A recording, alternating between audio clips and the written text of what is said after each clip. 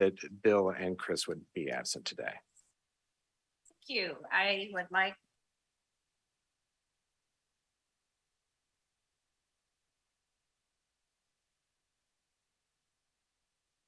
Chris, please proceed. All right, I have some housekeeping announcements. I'll also note that we do have a quorum. So first, we ask everyone to please put your cell phones on Do Not Disturb. We won't accept honor. If you're joining us by phone or using your cell phone for your audio, please keep yourself muted unless speaking. I apologize. I turned my mic off when I meant to turn it on. I'll repeat that. First, I'll note that we do have a quorum. Second, my housekeeping announcements. We ask everyone to please put your cell phones on Do Not Disturb. If you are joining us by phone and using your cell phone for your audio, please keep yourself muted unless speaking. Members of the media, if you haven't already done so, please sign the sign-in sheet at the recorder's desk to my left. Otherwise, anyone present in person who wishes to give public comment, please be sure to sign the sign-in sheet at the recorder's desk. The public have been invited to attend in person, and this meeting is being live streamed over the internet. For the meeting to be effective, speakers need to use the tabletop microphones. They are the only way people viewing the live stream can hear. We ask you to turn your mic off when you aren't using it. Our tabletop microphones are the only microphones that should be used by those attending in person. If you brought a laptop or device, please be sure the speakers and microphone are turned off. In front of you, you will find the meeting agenda, meeting materials, and travel reimbursement form. Please sign the travel form and turn it into Pepper by the end of today's meeting. The board received one written public comment for this meeting. The comment was distributed to the trustees prior to this meeting. We did not receive requests to give oral public comment by remote means. And that concludes my announcements. Thank you, Chris. I would now like to make some opening comments. Good afternoon, everyone. We are in a transition time. We are saying farewell to a beloved president who has selflessly served EOU with love, loyalty, and professionalism. We are looking forward to an interim phase of co-presidency with two people who have proven themselves over the years to be competent and able to govern. And we are beginning the process to find a new leader for EOU that will be dedicated to our university and community. There are many unknowns at this time, but what I do know is that we have a board of trustees who are committed, engaged, and willing to spend the time to see EOU succeed and excel. As is good and natural, not everyone has historically agreed or will agree in the future on decisions that the board makes. But my prayer is that we will all find some merit in the decisions and work together as a team to improve our weaknesses and celebrate our strengths as we move forward, no matter what the issue may be. Collectively, our attitude will determine our altitude. While we as a board, along with many others, are actively searching for a new president, we will remain very mindful that our university will still have amazing faculty teaching, awesome students learning, administrative cabinet making crucial decisions, myriad staff keeping the wheels turning, the foundation supporting, and the community engaged. The president's search will be intense, time-consuming, and even emotional. I will expect everyone, the board, the search committee, and the university community to rise to the highest level of decency, respect, and professionalism. We will look forward to and honor our constitutional First Amendment from all constituents, and we will thankfully appreciate those who exercise that freedom with respect and professionalism toward those who are involved in this process. Now let's begin this process with the best of intentions and the promise of finding the right person for our beloved university. Thank you. We move now to the comment portion of our agenda. Before we move to public comment, Co-President Shavs would like to say a few words. Richard, please proceed. Thank you, Chair Martin, and good afternoon, everybody. I just have a couple of quick comments. First, on behalf of Laura and I just want to express that we really feel honored and don't take lightly the trust that you put in us to help lead the university through the transition to get to the next permanent president. And I say help lead because we have great leadership in place at EOU. Everyone from the provost to the deans, to the vice presidents, the shared governance leaders, your board chair, all quality individuals. I've had the chance to experience them just in the past couple of weeks, even more in this position, focused and dedicated on what's right for the students, what's right for this university. And I feel like my job and Laura's is to listen, help them be successful, and continue to promote EOU in the region, across the state, and across the nation. I am happy that we have a strategic plan that we can continue to stand by, that continue to guide us in the right direction during this transition period. And I know that this board and the search committee will find the best person possible to be our next president, whoever he or she might be. So I want to thank all of you for being here and for being so committed, and just know that my commitment is as strong or stronger than ever. And Laura and I will do our best to do the best thing for our students in EOU. So thank you. Thank you, Richard, and appreciate what your words and thoughts are. We now move to the comment portion of our agenda. Do we have any public comment from anyone? No one has signed in to give oral public comment at the meeting today. Thank you. As Chris announced earlier in the meeting, we received no requests from the public, and we did have the one oral comment that I believe everyone has received.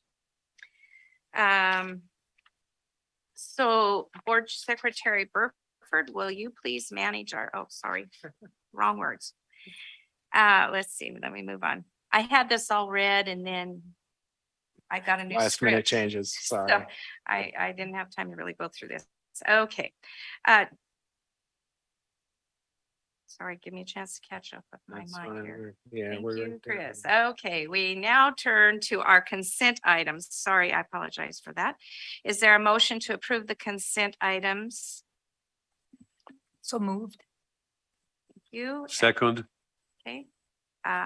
Trustee Cavanagh moved and trustee Valario seconded.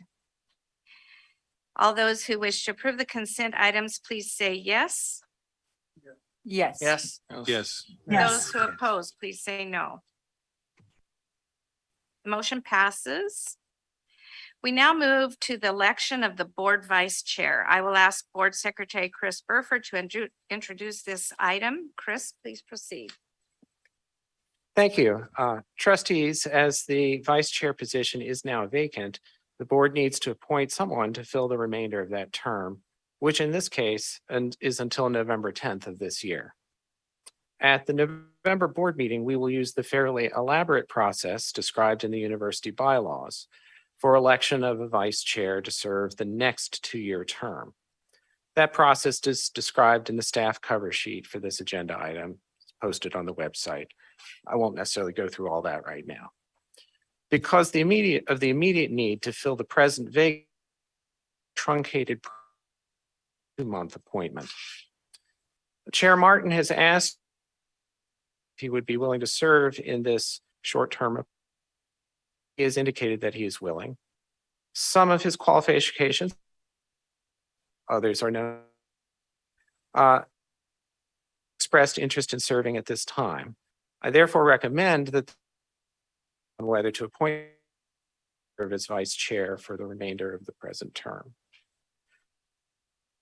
Does anyone process?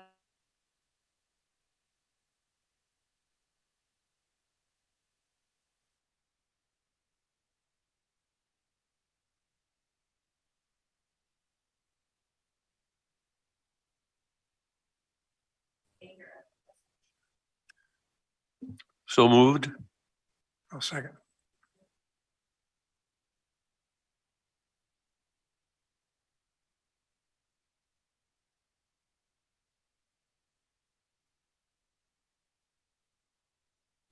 Yes. Yes.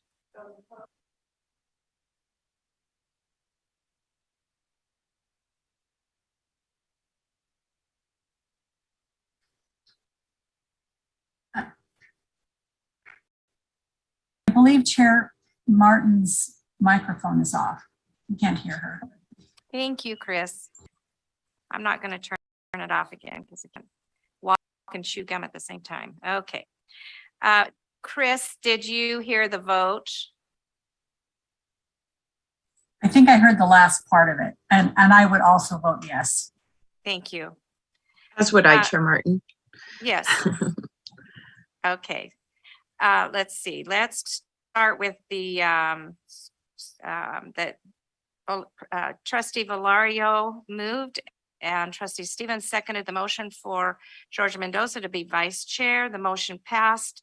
The vote passed. Congratulations, George. Thank you. Thank you, Chris, for pointing that out.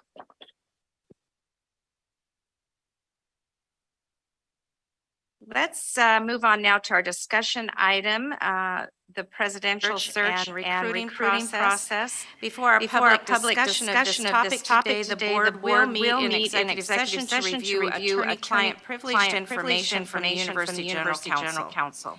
The executive session is authorized by ORS 192.6602F for consideration of information or records that are exempt by law from public inspection. We're going to begin that executive session now. Representatives of the news media and designated staff are allowed to attend the executive session. All other persons are asked to leave the room. The live stream broadcast of the meeting will be suspended during the executive session. At the end of the executive session, we will return to open session, welcome the audience back into the room, and restore the meeting's live stream broadcast. No decision may be made in the executive session. The designated staff are Laura Moore, Richard Chavs, Tom Ensko, Chris Burford, Matt, Lacey Carpillo, Tim Seidel, Angie Weisenfu, Leanne Case, Holly Chasen, Kimberly Newman, and Pepper Huxell. Representatives of the news media are specifically directed not to report on or otherwise disclose any of the deliberations or anything said about these subjects during the executive session, except to state the general subject of the session as previously announced. Secretary Burford, please let me know when the room has been cleared and the live stream suspended.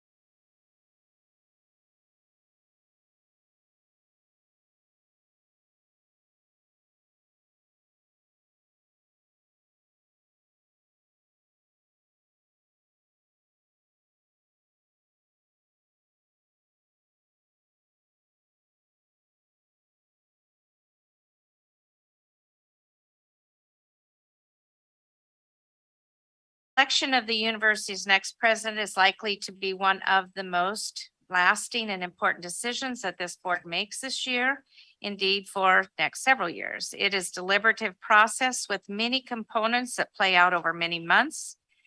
It is a process that should have a high degree of involvement from the university community and the larger public the university serves. It is also a process that needs to produce highly qualified set of candidates for which the board can select a president that will serve the board's goals for the university. Fortunately, there is a well-established roadmap for each process. In the cover sheet for this discussion item and in the attached proposed resolution, Board Secretary Burford describes that process in some detail. Today, we will engage in an initial discussion of these matters. We will convene again on September 26th to further discuss and take action on the proposed resolution. That will be a Zoom meeting. This allows time for full consideration of the proposal and for public comment on it. Chris, will you give an overview of the proposal? Yes, thank you very much, Chair Martin. This is not the first time this material, or most of it at least, has been made available to the board and to the public. An earlier version of the staff cover sheet and a virtually unchanged version of its first attachment, the outline of the typical presidential recruiting process, were posted to the web and included in the materials for the board retreat discussion on Tuesday, August 9th. Now, we didn't have time to discuss it at that meeting, and I hadn't anticipated we necessarily would, but I wanted there to be full transparency, frankly, about what it was we were talking about and how we were thinking about going about doing it. And so what the materials for this meeting have that supplements that is frankly a little more concise, a little more thorough cover sheet, and then where the outline of the typical process sort of just indicated what the usual stages are. We now have an actual detailed process for board review and consideration. If you'll see it bears a strong resemblance to the outline, but not being an outline, it's 4 pages long instead of 1.5. I can tell you, if we talk briefly about the sort of outline, which is then reflected in fuller form in the resolution itself. This is, as Cheryl Martin said, a well-established template. This is not a situation where this university is trying something quite novel. It's really doing what is frankly universal practice among Oregon public universities, and I will speculate is generally the practice done at higher education institutions around the country. And so it has these key components. The first is, of course, defining what the process is going to be, which is what this proposed resolution is that you have here. Having an official who represents the board and is eventually overseeing the process on behalf of the board. That's typically the board chair, could be another person. Then the university doesn't have to necessarily be in this order, but the university very early on will issue a request for proposals, asking for presidential search consulting firms to contact us and talk about how they would work with us and what it would cost. That is often done very early, not necessarily. The RFP is not necessarily something that's done, for instance, with the search committee, although it can be. A search committee needs to be organized. In this outline, I say 12 to 20 people. We've got it a little smaller in the procedure, but not much. And this is its typical component. You typically have multiple sitting trustees, multiple sitting administrators, multiple you have shared governance leaders from faculty, staff, and students. It's very common to have someone from the foundation, other kind of community members. And by law, it's required to have the president from another Oregon Public University on it. So that's actually one of the next stages I'm going to have to be working on with Tim and Laura and others is like, okay, who are who are we gonna ask to do this? Committee gets established, and the board's intermediary, I'll just say the board chair from this point forward, is responsible ultimately for appointing people to the committee. But there's various processes for working with shared governance and working with other constituent groups to sort of identify people who are willing to serve and who are aligned, frankly, with the overall mission of the project. That includes, for instance, that this process has to be confidential in many of its stages. And so you have to have people who are willing to do that, just for an example. And they will be required to sign confidentiality statements and such. It's also virtually universal. Somebody has to also provide staff support to the committee. That's almost always the board secretary. And I strongly recommend that be that person in this case. That person doesn't do everything. Other people will also pitch in, of course.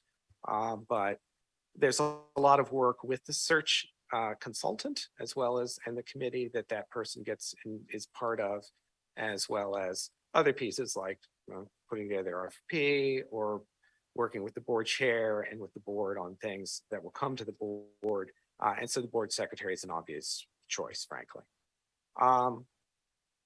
The search committee, one of the things it typically does is review the RFP responses from search firms and makes recommendations.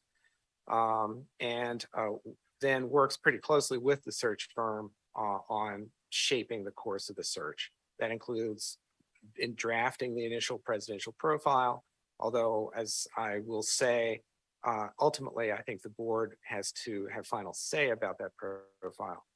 But the search committee basically do a lot of that work, maybe all of it. But ultimately that would go to the board. Search committee, yes, talked about advising the search firm.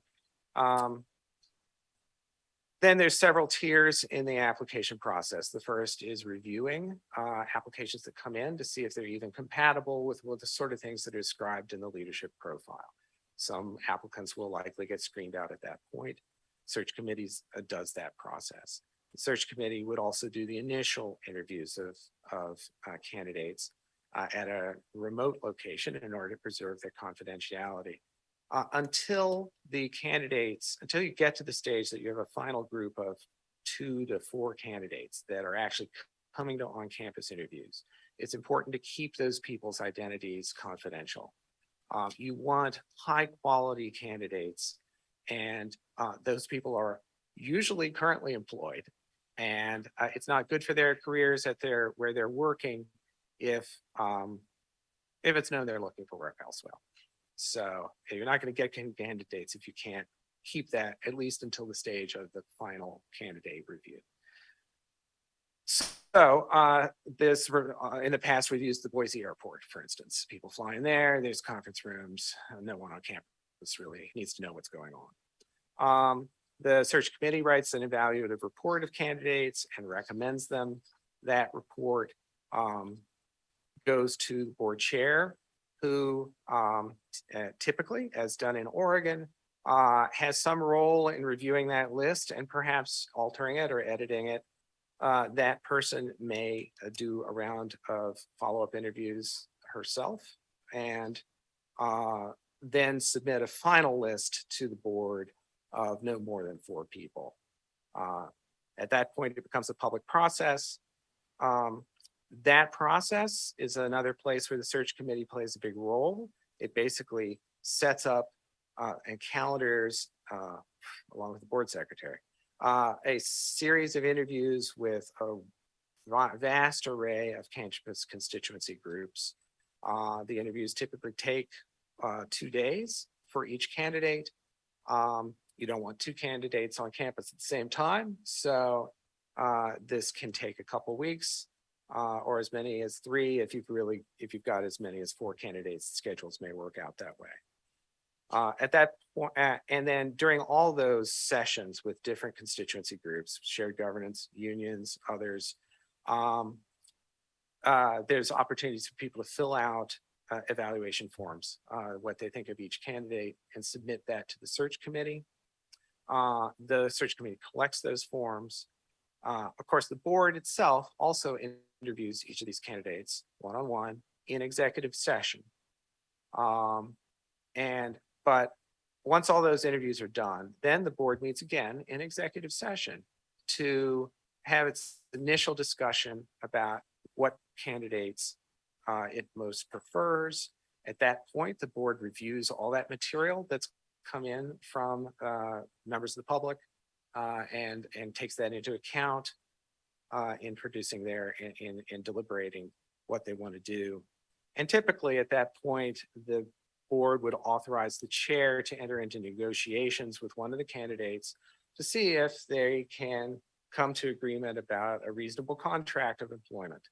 And if that's successful, then the board holds a public meeting to review that contract, discuss it, and act on it. So that's the basic process. Before going into any more detail, just stop and ask if there are any questions about that. Do you think I skipped anything important? Mauricio, looks like you've got some. Yeah, I have some questions or I apologize, maybe if these things are evident or explaining. Search committee members, specifically about that. Are the members of the search committee equally seated? There would be a chair. There'll be a chair, but the rest of the committee members are equally seated. Yes, they're all performing the same work. Which is a difficult thing to do when we have the president of the university sitting next to maybe somebody that retired from a normal job. So that's another question. So the other thing is, when we try, I think the accountability of the future of any higher education is to the communities that they serve.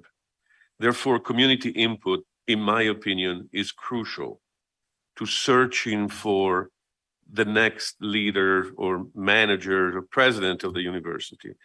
And I would say, is there a process that's been used in the past to get input to the search committees from the community? Well, this is an area where I don't have direct experience, having not actually done that part of the process before. I know this committee is broadly representative of a variety of informed and important constituency groups, and that the committee has important role in doing things like drafting the leadership profile. Perhaps those who have had more experience with it here on campus can provide more detail. Do you want to do that, Tim? Tim Or Laura? Tom? I'll defer to President Moore first. Yes, speaking from just the historical context, when we've had search committees work with us, one of their first things they would do would be to come out and have focus groups or listening sessions with members of the university community. They would pull in alumni, community members at large from around the existing geographic area, but also sit down with groups of students, groups of faculty, groups of administrative staff, groups of other employees to gather their feedback on shaping. And it's really important to get their input on how to shape that presidential profile that we're going to be then talking about with potential candidates. So there's a pretty wide open inclusive process, and we should be driving that in, I would assume, in our selection of a search firm to say, this is what we need to have happen at our university. We need to have that ability for input from different folks across the university community. Thank you. I would just add then also during the actual, when the finalists are here, there's lots of engagement with community partners and others throughout the interview process, and then they provide their input back to the board. And my specific question was about developing a job description, developing that. So it could be very lengthy. I don't know how much time has been dedicated in the past, but every time you reach out is an exercise of exhaustion because it takes time and not blah, blah. So. Yes, it is I've seen the profiles as many as 45 to 60 pages of documents and information about the institution, of course, with an executive summary and a brief overview of the position, but then a lot of the background information. For many of these candidates, this is this is a lifetime opportunity. This is an objective they maybe have had their entire career. And I would expect also somebody to come in and be our next president is going to do their research and wouldn't just show up and say, well, geez, I've never been to LeGrand before. I thought it was interesting. So ideally they're digging into the information and they're asking the search firm, usually in those early stages, a lot of that information, and they're checking back with us to gather inputs. We've had all kinds of questions around our physical plant and do we tell us about your regional centers across the state or about how our alumni association works. And that's what the search firm many times early in the process provides that information for. And then they gather more input so that they can have better dialogues with potential candidates. And then when they do come to campus, it's quite a show. We have a lot of it's usually a couple of days, if I remember correctly, where we have them on campus, each candidate, and it's exhausting. I'm sure President Insco could attest to that. And then we have all the input that comes back, and then a few days later, we have another candidate who comes in, and we do the same thing over again. So it's something we don't see a lack of interest in from the university community. And if I may add one last thing, I think I'm looking here, the search committee should consist of 12 to 18, 20 members. I don't see here, maybe I'm missing it, at the community participation in this committee. And if there is to have one challenge that we have in communities normally is people with a real job cannot take time off to attend. So what we usually have, a real job or a real life that does not allow an employer to help with that.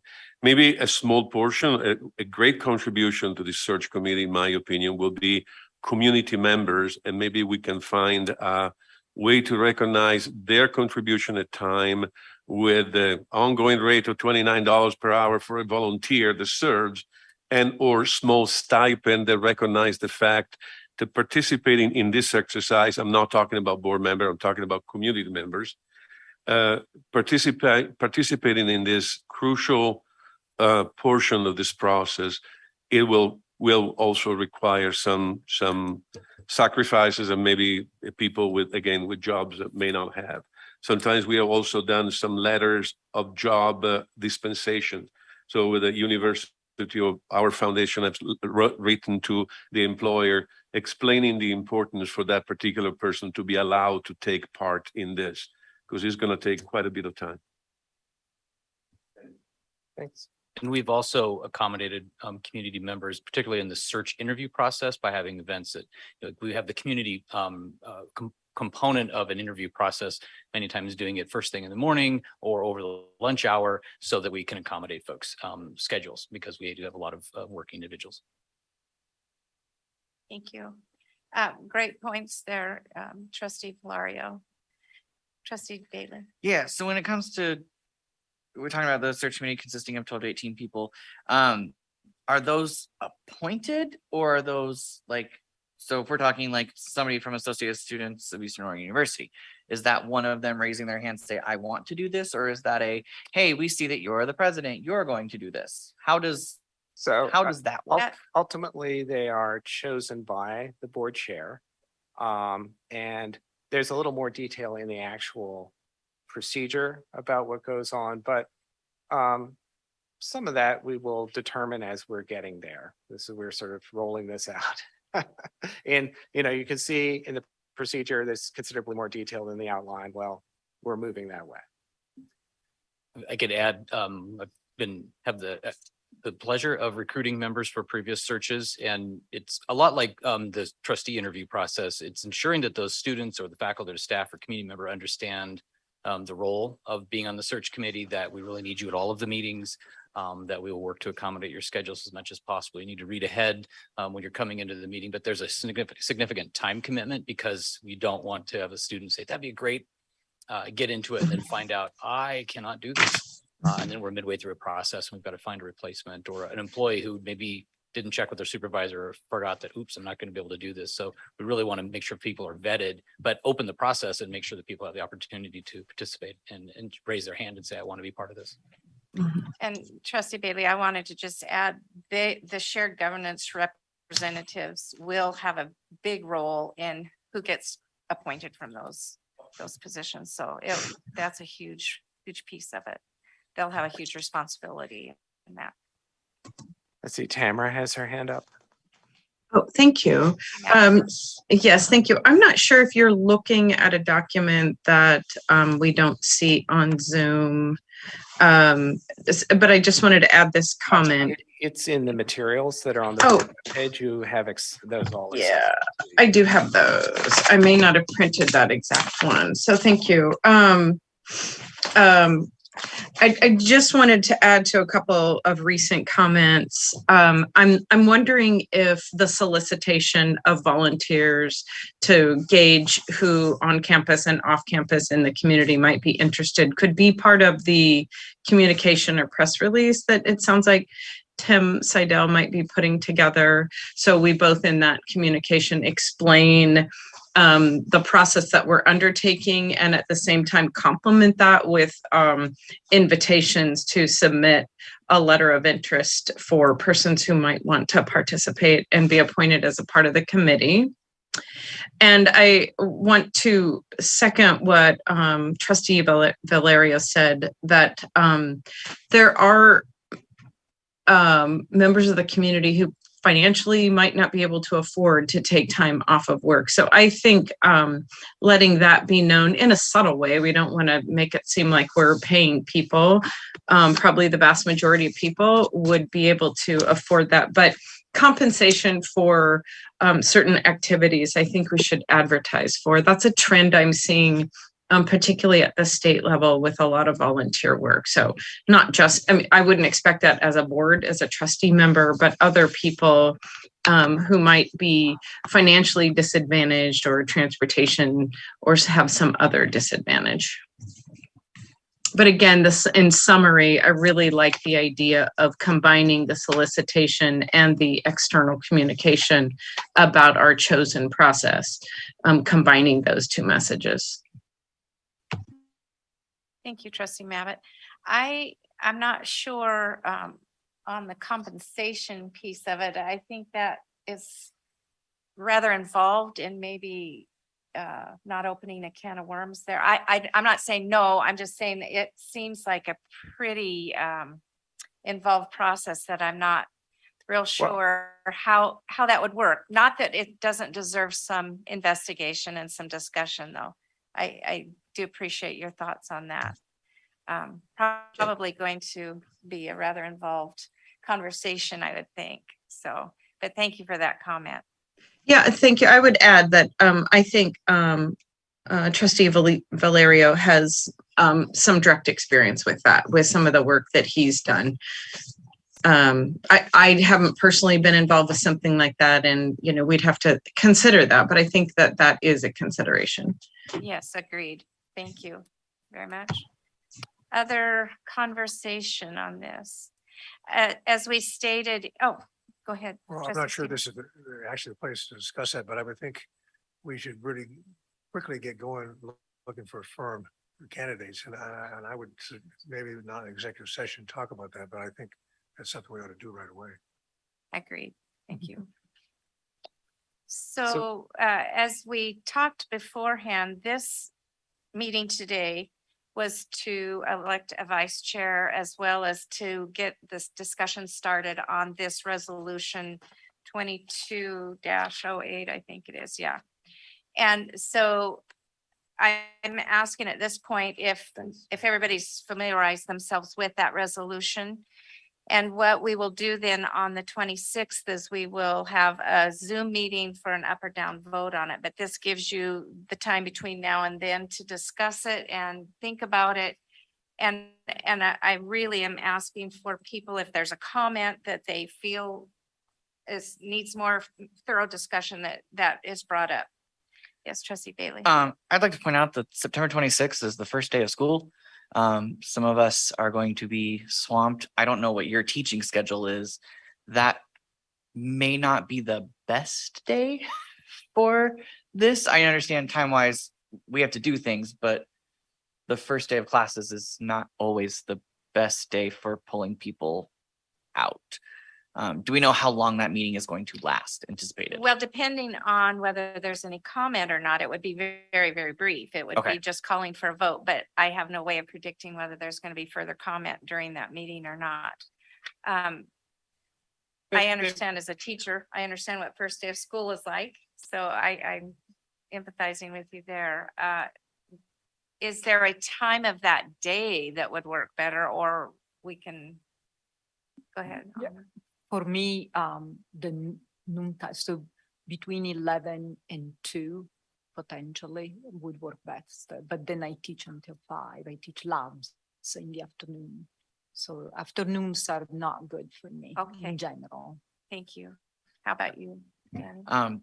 We're dispersing financial aid all day and So fixing it's problems crazy. all day. Crazy time. I do get a lunch. I can do my lunch through that instead, but more of my worry was kind of on the teaching side. If you're teaching classes all day, it's the first day of class. It's not really Yeah, easy. So I just want to make sure that we have at least consideration for that piece of it. Thank you. Is there other conflicts, I should say, on the 26th? So it's basically affecting Anna, I think, the most, and thank you, Danny, for pointing that out. Uh, Should we yes, Part of the reason we picked that date was to have a time when faculty were back on campus. Now, of course, they're back the week before, but that's also a very busy week. And we're trying to accommodate competing pressures. We need to get the process rolling, but we also want to, obviously we've posted a lot of stuff to the web. We've had some meetings, public meetings, people, but admittedly, students are probably not paying very close attention during the summer, and maybe we may get a lot more faculty participation once they're back on campus. So we were trying to figure a time. It may be, it could be a later that week, or a week later is better. But if we're pushing it off into early October, I would think we would actually need to start doing some things before then, such as issuing the RFP. It's not a matter where we would wait, just we're never going to start until everybody's had a chance to weigh in. I would say most classes either have a Monday start or a Tuesday start. I don't know that we have any classes that start on Wednesday, so maybe even just Wednesday might be better, because that way you've had at least one day with students and then give the reminder, hey, by the way, we're out next Wednesday. My schedule on Monday and Wednesday is the same, but Tuesday is completely open. But I don't want to, hold the board to my schedule by any means. So Well- if we were to do something on Monday, the 26th, that is, say, a noon, that would work very well, or even 11, especially because you said it's a Zoom meeting, is that correct? yes. Yeah, so I can very easily at 11 o'clock join through Zoom. I don't see a problem, and I totally agree that we needed to move forward with this. So I would advise to keep it the 26th as planned. It appears from what the discussion we've had so far is that there aren't a lot of questions from the board that will come forth on the 26th. So I anticipate it being really a short meeting unless we have some other conflicts arise. I So, actually want to jump in on that. I wouldn't presume it'll be a short meeting. I mean, okay, we may have trustees who, having thought about it, heard from people, want to discuss significant changes. We may get enough public comment that we I would like and certainly hope that the board can adopt a resolution at that meeting. I just didn't want to send the message out that it's, we're just meeting to vote. That's all. point taken. Let's go ahead and keep it on the 26th, and we'll schedule it sometime between 11 and 2 to accommodate you and try to accommodate your lunchtime. So let's go ahead and keep it at that date, and we will proceed however it unfolds that day. So Okay.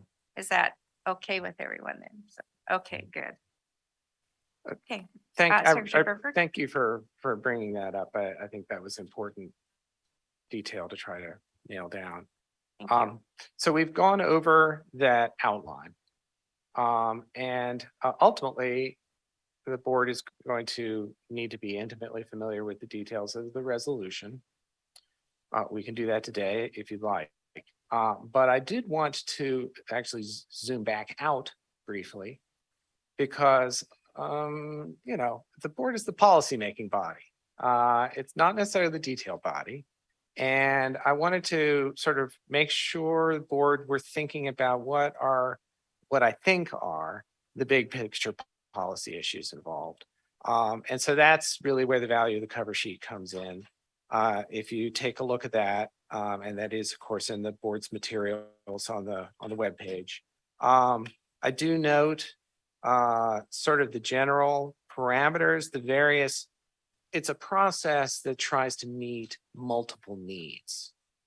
It needs to be broadly inclusive of the community. So the board, ultimately, when making a decision, is aware of the community perspectives, desires, hopes.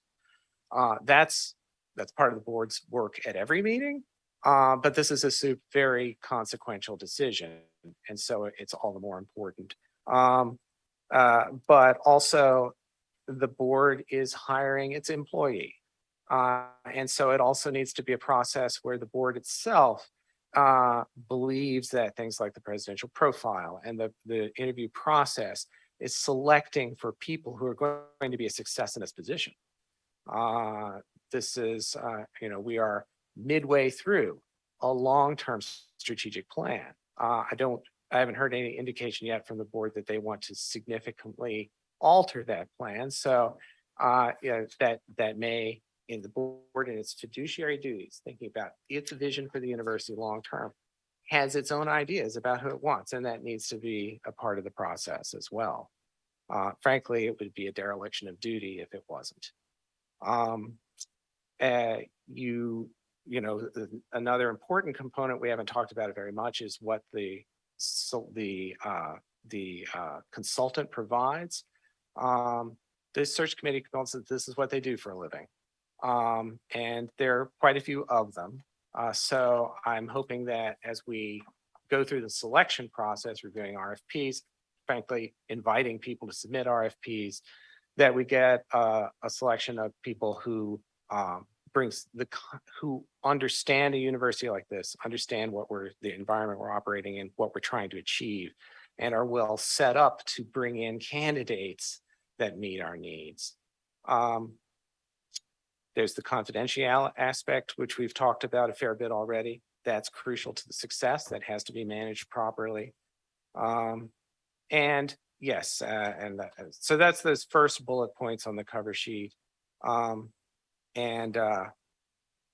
then I just sort of direct your attention to the proposed discussion questions, because those are also sort of looking at those big picture issues.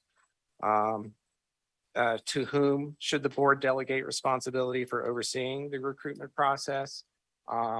As I've already mentioned, that's typically the board chair. It's a choice. You may want to discuss that.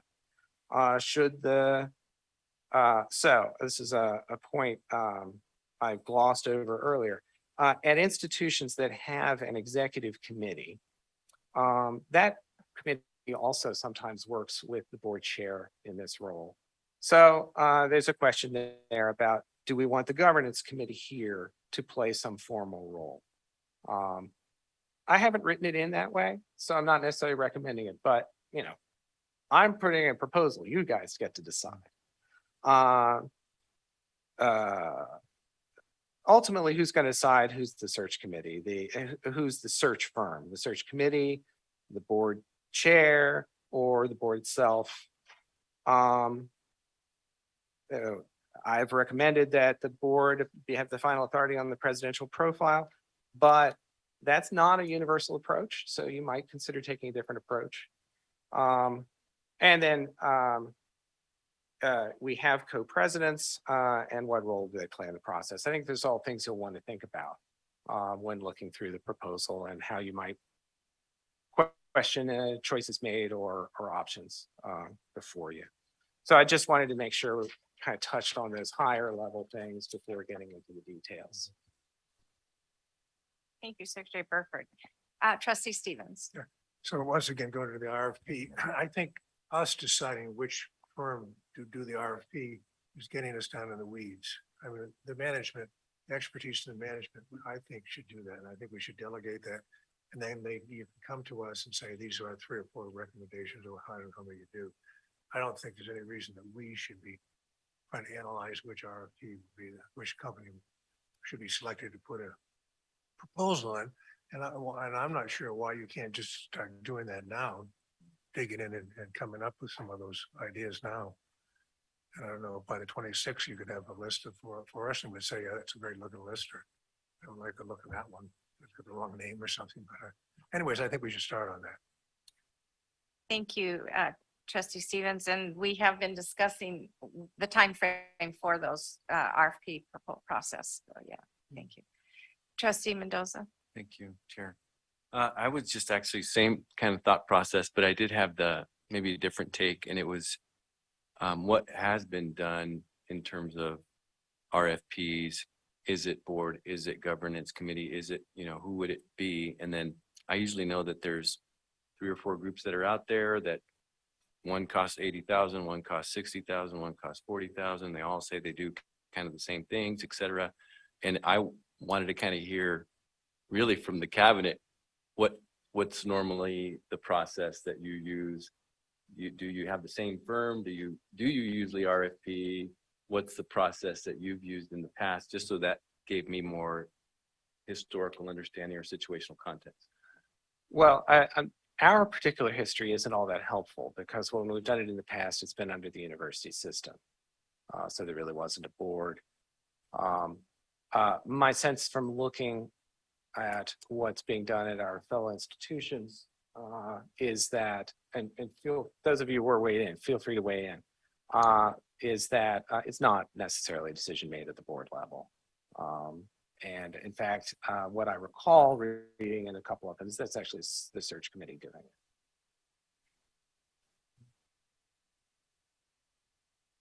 Did that answer your question? Or is there someone else who would like to enter into that discussion? I would just echo what Chris said. In the past, the search committee typically performs that role, evaluates the responses to the RFP and selects the firm. Yeah, I saw that written somewhere. I was trying to find it a little bit ago, so I did see that as well. Yeah. Other discussion? Yes, trustee Cavanato. So just a clarification then, so do we have to wait until the search committee is assembled for those firms to be identified, or could there be some homework type of, search that could happen now, so that when the search committee is in place, they have, XYZ options to look at? I'm just thinking about the time frame and how can we facilitate the search committee job. Yes, it's fairly common for the RFP to go out before the search committee is formed.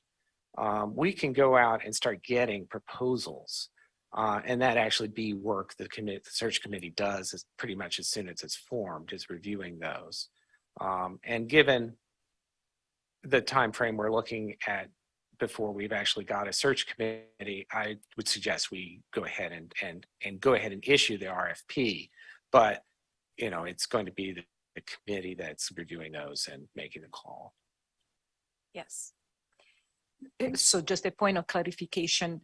So who is then in charge? Is it the cabinet that issues those RFPs? What's the process? How does it originate? I would say for this specific, we would work with Human Resources. Chris and I would work with Chris McLaughlin, the Director of Human Resources, to help craft that RFP. It's quite an administrative process, just seeking responses. Reviewing those responses are really where the meat of the work is and where the search committee plays an important role. Thank you. Other questions, comments?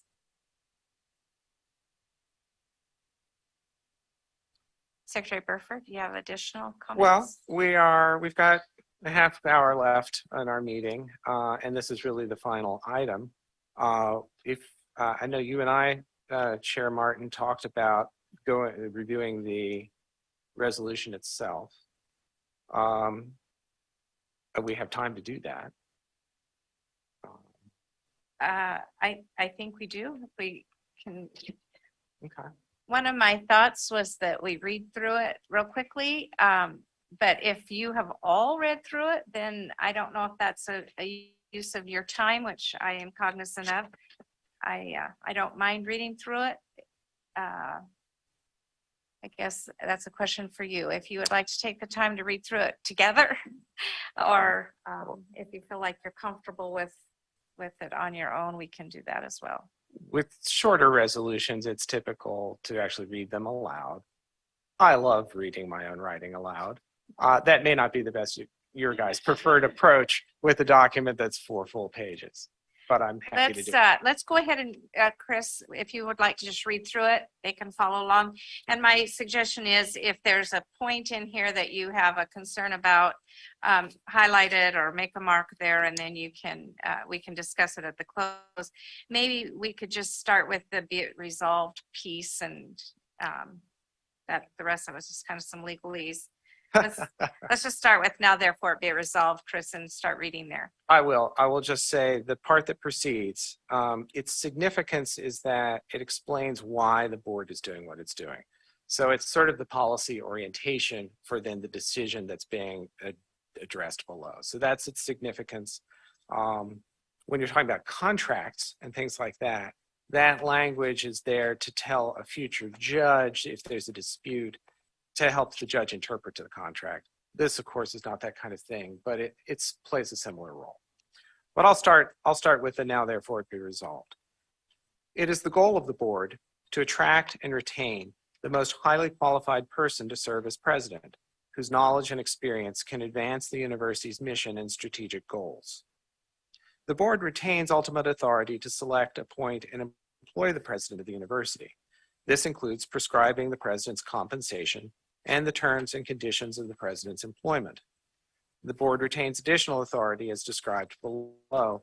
If it becomes necessary, the board may alter the process described below in order to fulfill the board's responsibilities to the university and the public. I'll just say, there's a lot of detail that follows and best laid plans. So that's why that's there. It's not an attempt to be, evasive. It's just an acceptance of reality. The board delegates to the board chair responsibility and authority to manage and oversee the search process. As the assistance of a professional search consultant is required for the completion of a timely, professional, and effective presidential search, the board chair shall assure that the university issues a competitive solicitation to secure a contract with such a consultant. Anticipated duties of the search consultant include developing a leadership profile and/or position description, developing a robust and diverse pool of highly qualified candidates, advising the search committee, the board chair, and the board, and as directed, engaging with the university community and public to develop the conditions and information necessary for a successful search. The board directs the board chair to establish a presidential search committee to assist and advise the board chair in implementing the search process. As directed by the board chair, the duties of the search committee may include assisting the board chair with review of applications by search consultant candidates and making recommendations for selection of a consultant, advising and directing the search consultant generally, designing a search process in collaboration with the search consultant, establishing a timeline for the search process, planning and hosting opportunities for the campus community and public to provide input to the search, maintaining a website on which information about the search is published, drafting the leadership profile to be used in the search process, in collaboration with the search consultant, managing the publication of the position opening and the search, screening of applicants using the leadership profile / description as the basis of choice, designing and conducting the first round of interviews of qualified candidates, recommending a group of qualified applicants to the board chair, providing a report on the strengths and weaknesses of each recommended applicant in terms of the desired qualifications for the position, but not ranking the candidates. Once the board chair has selected the finalists that the board will recommend for board consideration, announcing the finalists to the university community and arranging campus visits for final candidates, providing the board with a summary of campus and community reaction to the final candidates, and ensuring that confidentiality is strictly observed with respect to applicants and the committee's internal deliberations. So there you've got to break down a detailed discussion of all the work of the search committee. The board chair will appoint the members of the presidential search committee. The membership of the committee should be broadly representative of the university community and the public. At a minimum, the membership of the search committee shall satisfy the specific requirements of ORS 352.096 subsection 3. That the committee include representatives of the university community, including at least one member each of the students, faculty, and staff, and a president of another Oregon university. Those are statutory requirements. The search committee should consult of 12 to 18 members and include multiple present and former trustees, a senior academic administrator, a senior non-academic administrator, a representative of the Associated Students of Eastern Oregon University, a representative of the Faculty Senate, a representative of the University Council, who is a staff member. That's because there are University Council members who are faculty, but faculty are already in there through the Faculty Senate. A representative of the Eastern Oregon University Foundation, and a president of another Oregon public university. The board chair will seek to appoint individuals with good judgment, the ability and willingness to objectively assess applicants, an understanding of and commitment to rely on the criteria identified in the leadership profile and/or position description, and a willingness and ability to invest the time in the search process, to put the university priorities and needs before narrower interests, and to maintain confidentiality during and after the search. In making committee appointments, the board chair will seek input from trustees, the University Council chair, presidents of Faculty Senate and the Associated Students of Eastern Oregon University, and university leadership. The board chair may also solicit slates of names from constituent groups from which the board chair can select committee members of broad university representation. The board chair will appoint one of the trustee members of the committee to chair the search committee and act as spokesperson for the committee. At the direction of the board chair, the board secretary will provide support to the committee, working closely with the committee chair, committee members, and the search consultant.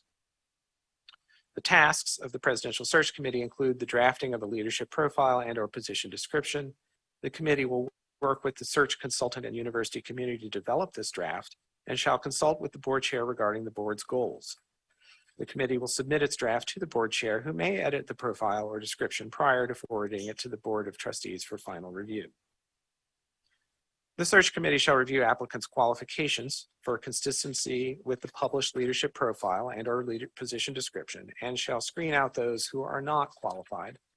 The search committee shall interview the remaining candidates and recommend preliminary finalists to the board chair. The committee's recommendations shall be accompanied by a detailed report of the strengths and weaknesses of each preliminary finalist in terms of the leadership profile / position description. The committee will not rank the preliminary finalists. The board chair will review the search. I'm going to have a little water. Just give me a moment.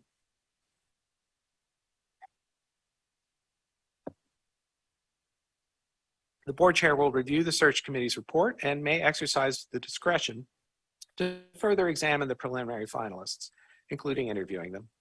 The board chair may narrow the field of candidates after consultation with the committee. After the board chair's independent review, the board chair will recommend final candidates to the full board. The board chair's report may include a ranking of the finalists. Upon receiving the board chair's report, the board may meet an executive session to discuss whether to narrow the field of candidates further. Because the board wishes to attract the best qualified candidates possible, a certain degree of caution and candor is necessary. High caliber candidates often need to be recruited and cultivated in confidence. The premature disclosure of candidate information can have a chilling effect on the willingness of such candidates to be considered and can damage reputations at candidates' current institutions. Therefore, consistent with past practice under the State Board of Higher Education and at other Oregon public universities, The work of the Presidential Search Committee and the identity of candidates is to be kept confidential until it is determined that the identity of any finalists should be made public. And that is finalists should be made public. Members of the search committee will be required to pledge and maintain adherence to this confidentiality requirement in order to participate. The only individuals authorized to speak publicly about the presidential search are the board chair and the presidential search committee chair. The board chair and search committee chair may authorize additional committee members or staff to speak on specific topics or specific occasions. Inquiries should be sent to the board's secretary, who is to work with the board chair and search committee chair on an appropriate response. Once the names of finalists are publicized, the search committee will work to schedule on-campus interviews with a variety of university constituents. The board will interview each finalist in executive session. Once community feedback on the candidates has been assembled, the board will meet again in executive session to deliberate on the finalists. The board may authorize the board chair to approach the leading finalist to attempt to negotiate terms and conditions of employment. If this negotiation is unsuccessful, the board chair will advise the board of this and seek further input in an executive session of the board. Upon successful negotiation of the terms and conditions of employment between the board chair and the finalist, the board will meet in open session to vote on the appointment of the finalist as university president. Thank you. Thank you, Chris.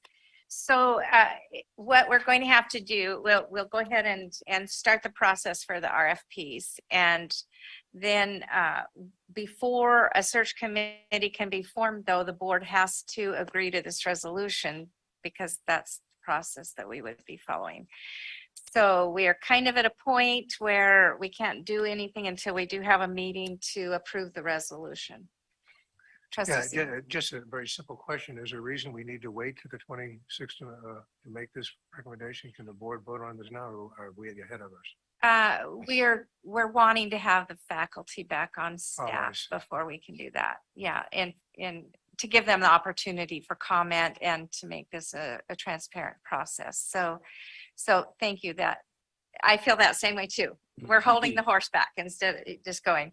So, but that we are honoring the faculty and having an opportunity for them to have some input on it. So, yeah. Chair Martin? Yeah. Secretary Burford, I'm going to throw a little out of the box idea. And it might be great to have an Oregon Public University president. I'm kind of like, what about Ben Cannon? And I know he's not, a university president, but I like that relationship with the HEC. And I like our future president having a relationship with Ben Cannon and the HEC. And does Ben Cannon ever support with presidential or executive searches? I don't know if folks agree with that thinking, but I just think that relationship would be a good relationship to have. And if he was interested, I'm interested in at least finding out. I think that would be unprecedented. Part of the distinction is we do try to keep aware of that the HEC is not what the university system was. It's not a governance body. It's a regulatory body that essentially assesses our performance, but isn't responsible for our performance. In that way, it's different from being a governing body. So I don't want to give you the impression, and I'm not dismissing your suggestion out of hand. It is an out of the box one that I would want to discuss with colleagues and others, but it would be unprecedented. Thank you. Out of the box is good. Thank you. Yes. I just have another suggestion that one of the things you mentioned, the word recruitment. And when you're looking for position, I think that's a great idea. We don't, and the board probably know, but Tim and Tom, I think you both would know different people around the state and around the nation that we might on your own do some recruitment. I think that's a great idea. You mean recruitment as a presidential candidate? Yes, as a candidate. And yes. you were just speaking of a consultant or being involved in the. Yeah. If he was in the search committee and if he was part of our selection process and he was involved at some So level. we're kind of on two different. Yeah. I'm things. sorry, I Yeah. didn't mean anything about the committee. I just meant in general, there's certainly a good potential that we might know some really good people that we might see if they might be interested in applying. Well, we certainly got lucky the last time. I'm not sure how many Tom Ginskos there are out there. You know, folks with a local or even a Northwest thing who are outside of higher education. But I mean, really, the greatest value of the search committee is that that's what they do. I mean, of the search consultant, the search firm, is that that's what they do. They've got lists of people. They have places they go to find people. And I mean, that's really what we're hiring them for, that and to advise us on the process. Thank you. That's a good thought. They have lots of contacts, so we'll move down that road when we get to that point, for sure. Yes. I don't trying to remember how to word this. Do we know what the financial implications are of hiring president, like the search process? Because it sounds like you hire your consultant.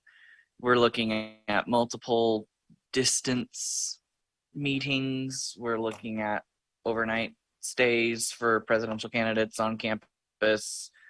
Do we have an estimate of kind of what we're looking at and how that's going to impact our budget that we've been trying to work on? Thank you, Mr. Moneyman. And I think that maybe President Moore could maybe give us a ballpark figure from previous. Ballpark, I would say that we're gonna pay a consultant that's somewhere in the 125,000. I would assume we're probably at that point by now, but it's been a few years since we've engaged one, so that's just a rough estimate. And then you can add some travel costs and things like that, but it will be an investment. Thank you for the question. That's a good one. Yeah. Trustee Mendoza. Well, these are like little random thoughts, but of course I know a little bit about these types of things too. And I hope that whoever the selection committee selects, I'll just say that consultant just has a track record of putting people in positions and they stay there for 3 to 5 years or 5 to 7 years, and that we're looking at those types of things, especially for that level of resources, for us to invest that much and to have somebody that's a year or a 2-year person. So really getting hopefully these high quality, high caliber, I understand rural Oregon or rural areas, president would be a big deal. Thank you. I know I've had conversations with Trustee Valario on that same line of thought. So I appreciate those thoughts that the board has. Thank you. Yes, Trustee Real. This is probably just a quick question for Chris. It's clear that the search committee is very important, whichever individuals we have on the search committee. And it is outlined in this, a little bit of that process, but it's also still not fully evident to me or fully clear on what that exact process is, because we're looking for people with a willingness and ability to invest the time in the search process, put university priorities and needs before narrower interests, and to maintain confidentiality during and after the search. And it does mention that the board chair will seek input from various people on this, but what's the exact process on building the search committee? I'm not fully clear on that. Neither am I. I think we have to pass this resolution first. If we go and start putting a process into place before the board agrees to this resolution, I'm afraid that we could have some pushback on that. Well, and I'll just say, I haven't done this before. So I'm gathering information as I can. We do have people who have done this before on this campus, but of course things change over time, practices change. So, I had a 1.5-page outline, now I've got 4 pages. And as we get closer, we're filling in details, and that's just why there isn't more. I don't necessarily have it to give. I will say, in developing this resolution, I did go back and review the procedures of the 5 other universities that have published procedures, in particularly PSU and OSU and Western, and also to some degree Southern. Those who are familiar with their documents will see pieces of them in this. Because I had those to draw on, this is actually more detailed. I think it is more detailed and longer than any of those. So there's a little risk that I've actually gone too far in terms of detail compared to what our peers have done.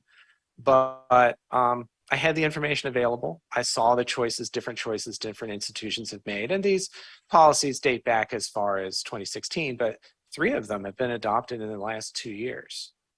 And I did want to lean into our board value of transparency. And that's why I wrote it this way. Great question. Thank you, Cedric. So I think we're closing in on time. You are all invited, of course, to go to Stenard Garden, and President Insco does know about it already, so it's no longer a surprise. So we will go to Stenard Gardens for a reception for President Insco, and we hope to see you all there. With that, I will adjourn the special meeting of September 9th, 2022, and we are adjourned.